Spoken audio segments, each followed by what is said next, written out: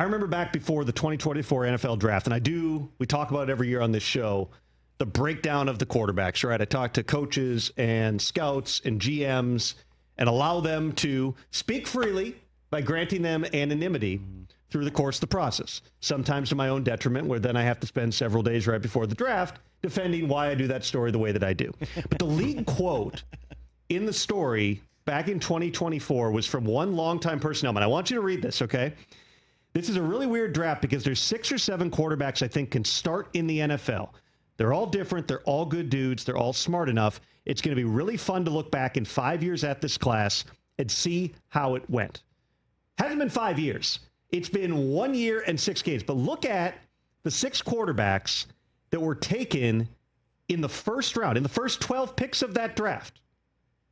Right now, you're looking at what could be a historic type of a quarterback class. This is early, okay? I understand. We're still in the small sample size territory.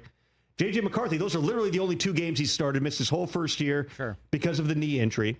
But you saw Bo Nix in the playoffs last year. You saw Jayden Daniels in the playoffs and going to the NFC Championship game last year. You're seeing Caleb Williams, Drake May, and Michael Penix, who, with a lot on the line, that felt like a very important game for the Falcons last night.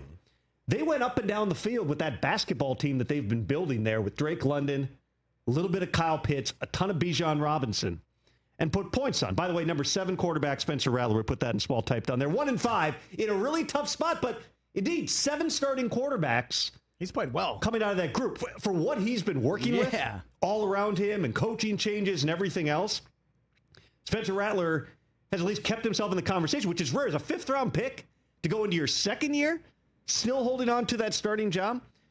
You've got a bunch of dudes here. The only other NFL draft ever where you had 6 quarterbacks taken in round 1 was 1983, which is widely regarded as the greatest quarterback draft of all time. That is John Elway, Jim Kelly, Dan Marino. That's 3 Hall of Famers. Tony Eason was in that draft too, Brockman. Took your Patriots to a Super Bowl. Was short-lived. Ken O'Brien was in that draft class. Then you had Todd Blackledge as well.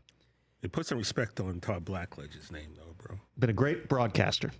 A great Penn State quarterback. Great Penn State quarterback as well. But 6 quarterback, it hadn't happened since. And I'm not saying you're going to get 3 Hall of Famers out of that group. You're not going to have necessarily the 4th guy taking somebody to a Super Bowl, any of that stuff, okay? It's way too soon for that. But you watch those 2 games last night. You watch what Caleb is doing. You watch what Jayden is doing, even on a night where he coughed it up a couple of times, still threw for 3 touchdowns. Still was productive in really tough elements, has done so much for that team. And then you flip over to Michael Penix, the one that we didn't know. He had 3 starts at the end of last season. He was terrible in week 3 this season. Remember, they beat the Vikings in week 2, an ugly game on Sunday Night Football. He did enough for the type of game it was, but it was great. Week 3, they got shut out. They got shut out 30-0 in Carolina. Embarrassing. Penix was terrible. He was terrible in that game.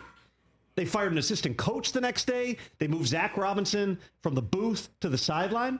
And Michael Penix got in front of his teammates in that Monday meeting when they opened the floor in the offensive meeting and said, hey, anybody wants to talk, come up and talk. Michael Penix Jr. got in front of the room and said, my energy was down in that game. I got to be a better leader. That was when people were starting to say, should they play Kirk Cousins?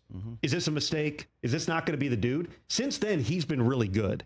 He lit it up last night. The throw to Drake London at the goal line, that's big-time stuff. It's too soon to say where any of this goes, but you can see where that draft class, for as many questions as there were about how many of these guys will actually be good, what is Drake May really going to be? What is Bo Nix? Is Bo Nix even a first-rounder? Right now, you appear to have 5 dudes out of that class with a TBD on J.J. McCarthy, who just hasn't played enough at this point for us to know. Hey, you made it all the way to the end. Thanks for that. Check us out every single day streaming live on Disney Plus and the ESPN app 12 to 3 Eastern.